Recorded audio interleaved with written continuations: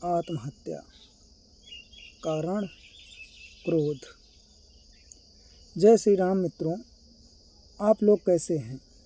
आशा करता हूँ आप सब ठीक होंगे। मेरे साथ जुड़े रहने के लिए आपका आभार। आप लोग ऐसे ही अपना प्यार मुझ पर बनाए रखें। मैं अपना लेख आप तक पहुँचाता रहूँगा। जो नए मित्र अभी अभी मुझसे जुड़े हैं वो मेरे YouTube channel sir Honey Pandey पर जाकर सब्सक्राइब करें तथा घंटी दबाना ना भूलें। आइए आज मैं आप लोगों को अपनी एक नई कहानी आत्महत्या आपको सुनाता हूँ। हमारे समाज में आए दिन आत्महत्या जैसी घटनाएं घटती रहती हैं, किंतु क्या आपने इस विषय पर कभी चिंतन किया? क्या आपने ये जानना चाहा लोग आत्महत्या क्यों करते हैं? सामान्यतः हम आत्महत्या करने वालों को ही दोषी ठहराते हैं, परंतु क्या यह नहीं हो सकता कि वह व्यक्ति शारीरिक, आर्थिक अथवा मानसिक रूप से अपने लोगों द्वारा ही ग्रसित हो? जीवन समाप्त करना कोई बच्चों का खेल नहीं। सोचो, जिस व्यक्ति का मोह अपने निज जीवन से ही हट गया हो वह कितने कष्ट में रहा होगा। खैर, मेरी नज़रों में अधिकतर लोगों के द्वारा जो आत्महत्या करते हैं उसका प्रमुख कारण क्रोध है। सुगंगा के आत्महत्या का भी कारण बना क्रोध। मेरी इस कहानी के प्रमुख पात्र हैं सुगंगा, सुगंधिका और उसकी दो छोटी बहनें, अंबिका प्रसाद सुगंगा का पति, एक नर्स प्रलय प्रताप, अंबिका प्रसाद का दूसरा पुत्र।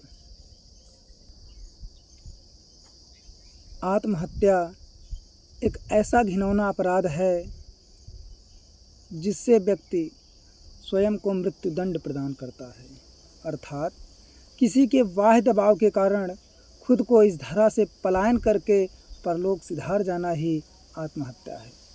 शिवांगा के आत्महत्या का भी कारण बना क्रोध।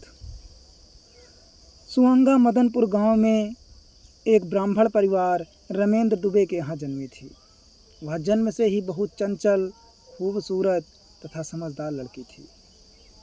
उसका स्वभाव उसकी माँ पर गया था। जिस प्रकार उसकी माँ का स्वभाव था, ठीक उसी प्रकार उसने अपनी बेटी पर भी अपनी ही छाप छोड़ दी थी। किंतु कहा गया है ना कि अगर ईश्वर पुत्री दे तो गरीबी ना दे, और अगर गरीबी दे तो बेटी ना दे। सुगंगा फूल के कली के समान मुलायम, सूर्य के प्रकाश के समान दिव्य अलौकिक चेहरा, दुग्ध के समान त्वचा का रंग अत्यंत शोभनीय था। परंतु उस फूल पर गरीबी की एक पतझड़ ने उसकी सुंदरता को बिखेर कर रख दिया। अर्थात ऐसे दिव्य स्वरूप तथा बदन पर सिर्फ पहनी भी थी तो क्या, एक फटी पीले रंग की पतली सी फ्राक। सोचना कितना दुश्वार हो जाता है कि जिस उम्र में किसी नन्ही सी कली का खेलना ही वास्तविक सुख हो, उस उम्र में उस बेटी से दुश्मनों सा व्यवहार होना अमानवता का जीता जागता प्रतीक है। भली भांति परिचित होंगे आप भी समाज से। समाज गंदा हो जाए तब भी व्यक्ति परिवार के सहारे जीने की इच्छा रखता है, परंतु परिवार के व्यक्तियों से अगर कलह की प्राप्ति हो तो मैं नहीं समझता कि कोई व्यक्ति वास्तविक सुख की इच्छा करेगा। वास्तव में वह टूट जाएगा, क्योंकि कुछ लोगों के समाज में रहने या ना रहने से कोई प्रभाव नहीं पड़ता, परंतु मनुष्य स्वार्थ के लिए जब अपनों से अमानुषता का व्यवहार करे तब उसे अपने पतन के लिए तत्पर हो जाना चाहिए। किसी भी व्यक्ति के भोलापन का दुरुपयोग करने से उस व्यक्ति की आत्मा से निकलने वाले शब्द ही आपके जीवन को नरकमय बनाने के लिए काफ़ी हैं। कुछ इसी पारिवारिक कलह में पिस कर रह गई वो सुकुमारी फूल की कली सुगंगा। सुगंगा के जन्म लेने के पश्चात रमेंद्र जी को मर्डर के केस में 15 वर्ष की जेल हो गई। लड़की का उसके खुद के घर में रहने का समय भी लगभग 15 वर्ष ही तो होता है। अब वो बेचारी अभागिन जिसके जन्म लेते ही पिता को जेल हो गई हो, तो समाज के कुछ कीड़े नालियों की सीमा को तोड़कर हृदयाघात करने वाले अदृश्य दुर्वचनों का प्रयोग करने में जरा भी पीछे नहीं हटे। दुर्वचन जैसे जन्म लेत बपवा का भिजाए दहीस जेल, अरे अभागिन यहाँ अभागिन। इसी प्रकार तरह तरह की दुर्वाणियों का प्रयोग करने लगे।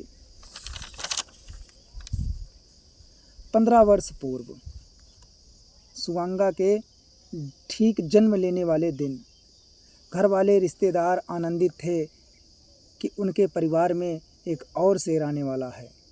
थालियां लेकर लोग तैयार थे कि जन्म होते ही सोहर गाएंगे, गीत गाएंगे, ढोल थालियां बजाएंगे, मिठाइयाँ बांटेंगे। पर जन्म के पश्चात सबका मुख मलिन हो गया, सारी खुशियों में सूखा पड़ गया, क्योंकि घर में आने वाला नया मेहमान शेर नहीं शेरनी निकली, अर्थात बेटा नहीं बेटी पैदा हुई। लड़कियों के जन्म लेने से अधिकतर व्यक्तियों में प्रसन्नताओं का लोप हो ही जाता है, परंतु अगर समझा जाए तो इस धरा पर सबसे बड़ा त्याग औरत ही तो करती हैं। नारी हर वो काम कर सकती हैं जो आदमी कर सकते हैं, परंतु कुछ ऐसा काम होता है जिसे वो ही कर सकती हैं, आदमी नहीं। वास्तव में नारी के त्यागों को समझना अत्यंत दुर्लभ है।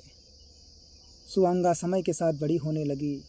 अभी उसे इस बात का जरा भी अंदाज़ा नहीं था कि उसका भविष्य कितना अंधकारमय होगा।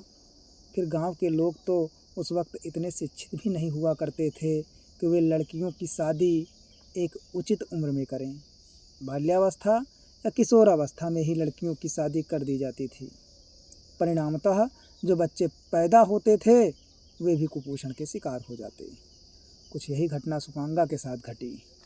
खेलने खाने की उम्र में उसे भी शादी की बेड़ियों में जकड़ दिया गया।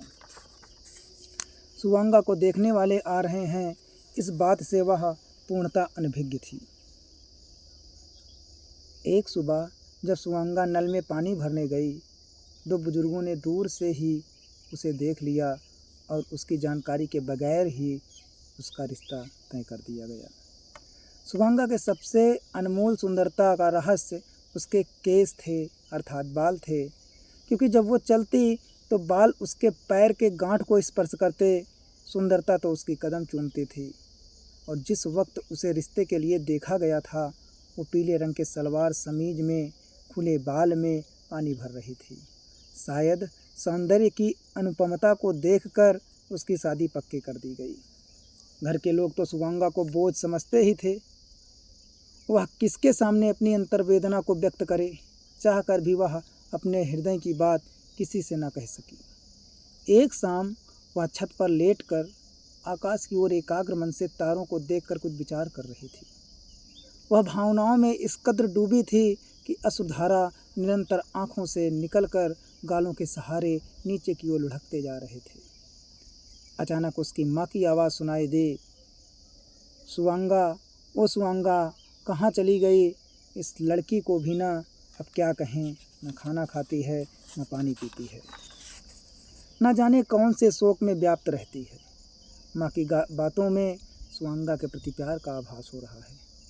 सुवांगा, बेटी कहाँ है तू?